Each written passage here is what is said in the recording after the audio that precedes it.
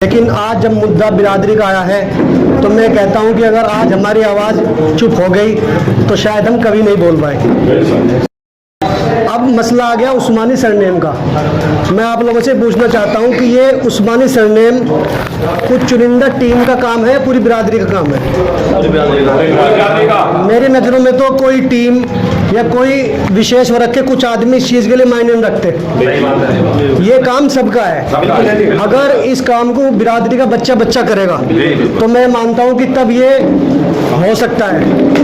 और रही बात, अभी अभी एक बात चल रही थी, कुछ लोग इसके माध्यम से अपनी राजनीति सीधा करना चाहते हैं। मैं ये पूछना चाहता हूँ आप लोगों से कि उस्मानिया जोगी से राजनीति का क्या संबंध है? ये तो एक सरनेम है।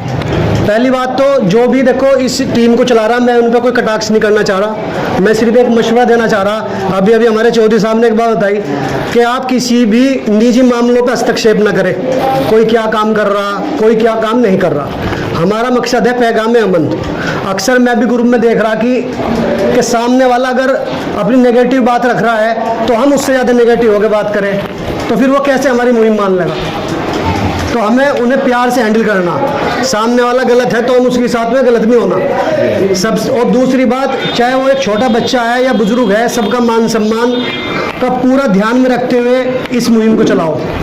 अक्सर कोई पीर परस्ती जुड़ रहा, कोई किसी और सिलसिले जुड़ रहा, कोई हमारी बिरादरी में तो समझ लो 72 रूप के साथ में आदमी जुड़ रहा, कोई कहीं से कोई कहीं से कोई कहीं से। उनकी सोच अलग अलग हो सकती है, तो हमें उनकी सोच से तो मतलब नहीं है, ना उन्हें कारोबार से मतलब है, हमें तो उस्मानी सरनेम से मतलब है। तो हम ओनली सिर्फ और सिर्फ सरनेम की बात करें, ना कि उनके जाति मामलों में हस्तक्षेप करें कि वो काम क्या कर रहा है या वो किस सिलसिले जुड़ रहा, वो पीर परस्ती जुड़ रहा, वो नॉर्मल स्त्री जुड़ रहा, वो देवबंद से जुड़ रहा, वो किस मामले जुड़ रहा। ये काम तो देखो मौलानाओं का या फिर काजियों का है, वे अपने तरीके से उन्हें हैंडल करें। हमारा मकसद तो सिर्फ उस्मानी सरनेम को आगे बढ़ाना।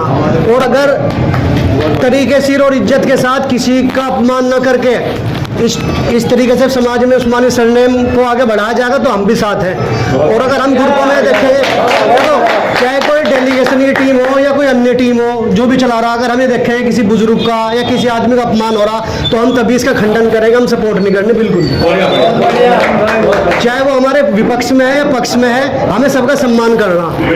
और जो इस मुहिम की जो जिम्मेदारी ले रहा, बल्कि उन्हें तो और ज़्यादा ठंडे होकर काम करना चाहिए। और अगर हमें देखेंगे जो इस चीज़ की जिम्मेदारी ले रहा और वो नेगेटिव तरीके से बात कर रहा तो हम उसका विपक्ष करेंगे जी। इसलिए वही आदमी सामने आवे जो अपने आप को बर्फ में को निकाल कर आवे।